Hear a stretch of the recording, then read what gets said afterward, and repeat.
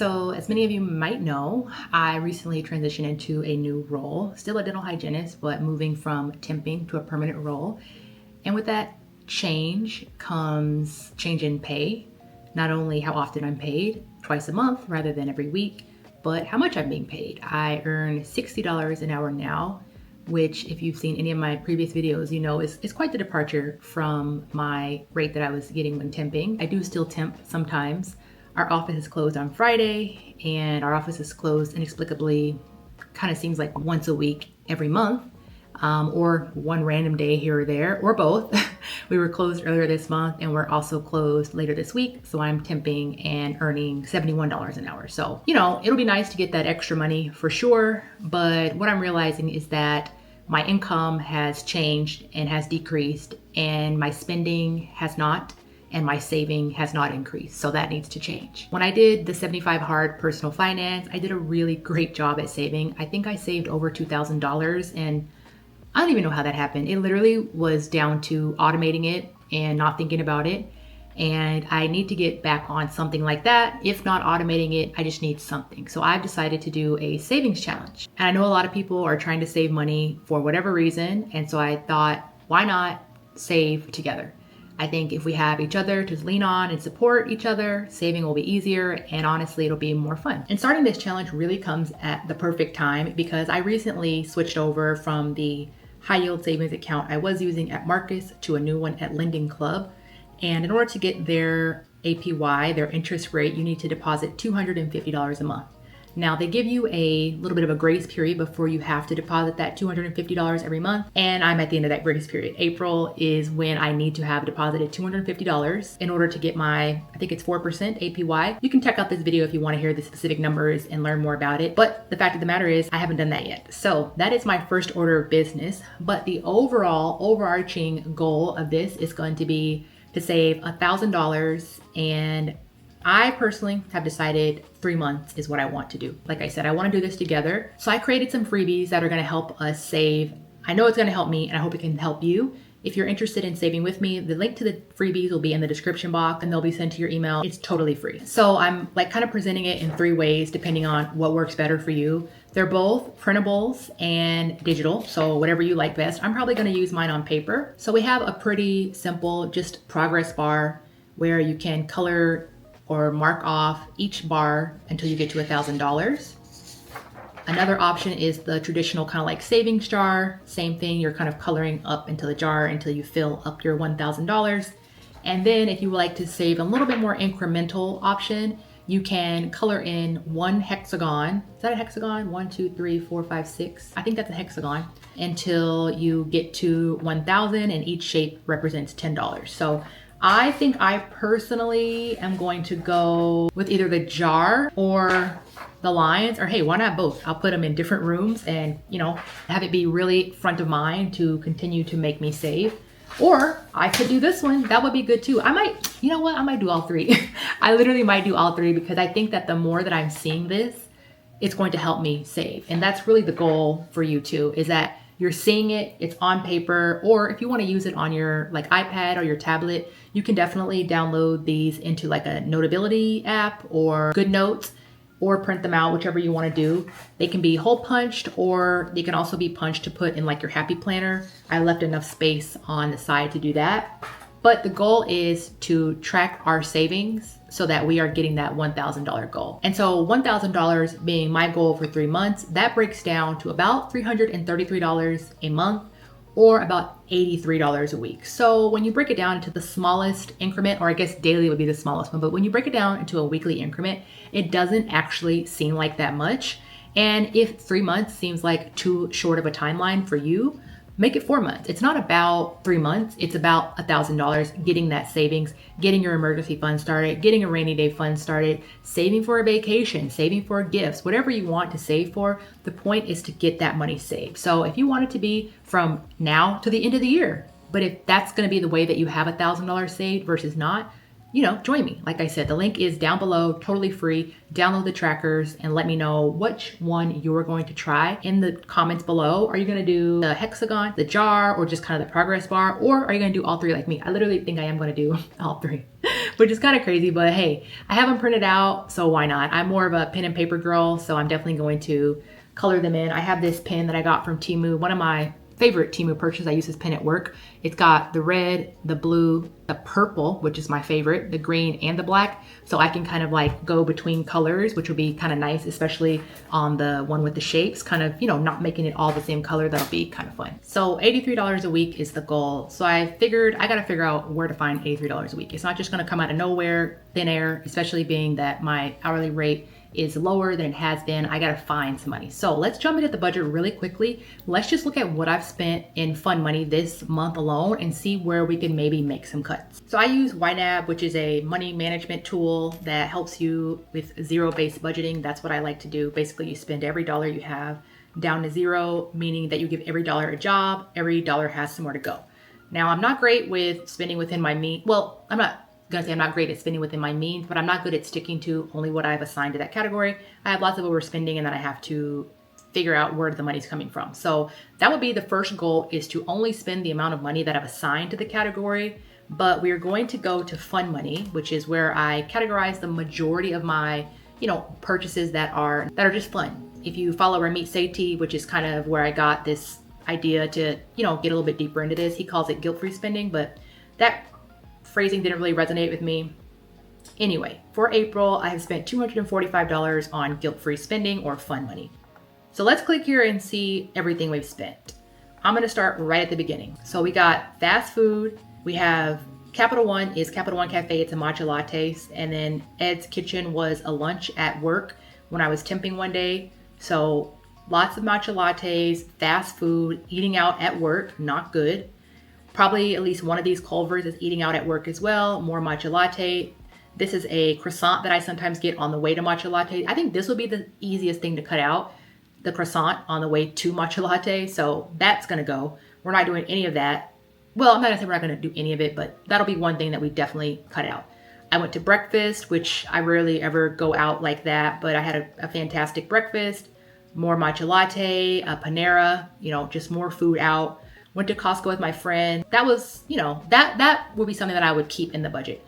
I spent, a little bit over $5, and it was, time that I spent with a friend going around Costco, so that one can stay.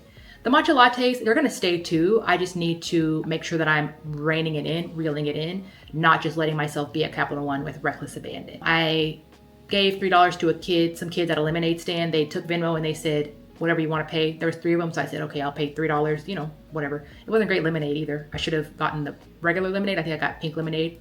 More Culvers, more Panda Express, matcha latte. So just a lot of eating out. Okay, I went to India Palace, which is an Indian restaurant near here. Got India Palace. That was 2 meals. If I were to do something like that again, I wouldn't feel too bad about it, because 2 meals for $23.54, it's, less than $12 a meal, and it was fantastic. So that would be something that I could, keep in if I wanted. The Whole Foods was a kombucha. Again, if I want to have a kombucha every now and again, that would be something that I would be comfortable with. The real problem is these croissants, these matcha lattes. I spent a little bit on Temu trying to find a case for my camera. More Culvers, more Capital One Cafe. Yeah, it's a lot of that. And then I went to Whole Foods. I actually went twice. Is the other one on here yet? Yeah. I don't know why the pricing on these is different, because I got the same thing both times that I went. I got this, I think it's called Table 87, Table 86. It was on Shark Tank. It's like a slice of pizza, like frozen, vacuum sealed. It was pretty good. That's why I went and got it twice. And then I got a Greek salad. I wish I hadn't thrown away the receipt so I could figure out why the price was different. I really don't understand why it was more expensive. I literally bought the exact same thing, but that's not the point. The point is I just need to chill out on the Capital One Cafe. Capital One Cafe, croissants would be the 2 things that I think are gonna make a huge difference in finding that $83 a week. Or maybe not the full $83 a week, but every little bit that we save is gonna be going towards that $83 a week, $333 a month that I need to save. So if you've already been tracking your transactions, if you have a pretty good grasp on where the money is going, but you're just not kind of reining in the actual spending, I would encourage you to look at your ledger, see where you're spending a lot of money, see where you could do less. I'm not saying cut out altogether. I'm not saying I'm not going to have a matcha latte, but maybe instead of 3 to 4 matcha lattes a week, I have 2 matcha lattes a week. And I think that would be an acceptable and reasonable cutting back. They are 50% off at the Capital One Cafe with the Capital One card. So if I had 2 per week it's like just having one at full price, and that feels like a bargain. It's like girl math for sure, but feels like a bargain. I can have 2 for the price of 1. So that's probably gonna be my goal. 2 per week is gonna be my max for matcha lattes at the Capital One Cafe. Of course, if I have a coupon or something, which I do for Thursday, the 30th of April, I will be able to have that one and it'll be free. But without any type of coupons, I'm not going to be spending out as much. And I've already given myself a limit of Culvers at work once every 2 weeks. I might need to say, because I think I went to Culver's twice this week. They weren't at work though, and that's kind of how I justified it. So I think I need to give myself a limit of 1 time at Culver's per week, again, unless I have a coupon. They do have a reward system, and I have enough points for a medium chili, which I got from there a couple times, and it's really good. I had the large ones and it was way too large. The medium was kind of like not enough, but I'd rather have the medium than the large. The large was just like, it was too much food.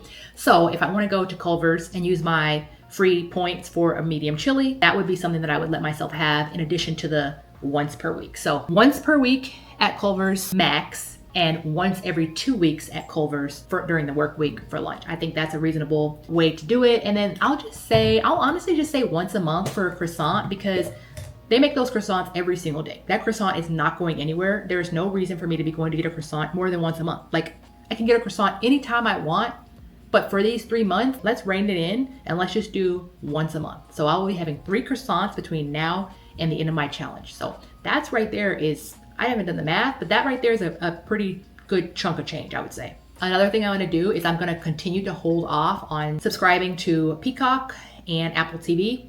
They have a bundle that's $16.34 for the 2 of them. And there's nothing on there that I have to subscribe to watch. I have other ways to watch TV. So I will just keep doing that. That's gonna save me $16 a month, which when it breaks down to the weekly amount, not that much, but I need to also look at the big picture, which is $1,000. So that's what I'm gonna do, is try to hold off as much as possible. So if you're the type of person who you have HBO Max, you have Netflix, you have Hulu, you have Peacock, you have all these services, try to cut back to just one. You probably aren't watching TV shows actively on all of them. And if you are, I would say just cancel them anyway. Once you cancel, you get to watch until your subscription is over. So if you just subscribed yesterday, you cancel, you're gonna have the rest of the days of that subscription. So you're gonna basically have a whole month left. Now, when you go on there, if you go on there and you are literally going to watch something and you're not subscribed, go ahead and resubscribe. But don't just have those rolling over every month and you're paying and you're not using them. So cancel those. That would be a really great way to free up some money if you hadn't thought about where am I gonna get this money from? And maybe you also have something that has you in a chokehold, some type of fancy coffee shop drink, or like a routine, like getting the croissant before Capital One, or just something that's convenient for you. Maybe try to do 1 or 2 less of those per week or per month, whatever makes sense. And that's gonna be a way that you can have some more money coming into your savings without necessarily having to make more money, because it's not always as easy as just, oh, make more money. Because if you have your job and you're working 9 to 5, 5 days a week, and you have a family or you have extracurriculars or you have whatever, it's not always that easy to just make extra money. And if you really like YNAB and you want to get into that system, there is a link to YNAB down below where you can subscribe and get a free month. I will get a free month as well. There's no credit card required. You get a 34-day free trial. And if you do decide to subscribe after the 34-day free trial, you will get an extra month. And I've really found YNAB invaluable. It's super helpful being YNAB broke. I look at, which is basically saying that when you look at YNAB, it says you have no money left to assign. It kind of amazes me when I look at YNAB and I'm like, I have no money. But then I look at my bank account and I see like almost $10,000. And it's like, okay, so you're not actually broke, but you have money for the things you need, and you have money for the things you want, and you have money where some shit to hit the fan, which is a really great feeling. So if you want to give YNAB a try, that link is, always down in the description bar for you. So basically, moving to this new position, while I'm enjoying my job immensely, I'm very happy that I took this job. It is quite a shock to be making less money and getting paid less often. And so I want to use this challenge to both prove to myself that I can save $1,000 while earning less money, but also to have that extra cushion, because I have been having to kind of steal from myself in various ways in YNAB. I'm taking from my car repair fund, and you never know when something is going to happen, which is why you use YNAB in the way of like having sinking funds and saving for things that you know are coming, but you just don't know when. So I really want to have that safety net to fall back on. And I also want to prove to myself that I can save this money, which I know I can. So If you want to join me, go ahead and click the link in the description bar, print out your tracker, use whichever version you want. If you're not subscribed already, make sure that you subscribe so we can do this together. I'm going to check in about halfway through to see how we're doing, and I want to hear from you. Why are you wanting to start a savings challenge? Is it just to prove to yourself? Do you have something you want to buy? Do you have a bill coming up? What's your why? Tell me in the comments, because having the support from each other is what's going to really keep us going and push us past the finish line. I'll see you on Friday. Bye.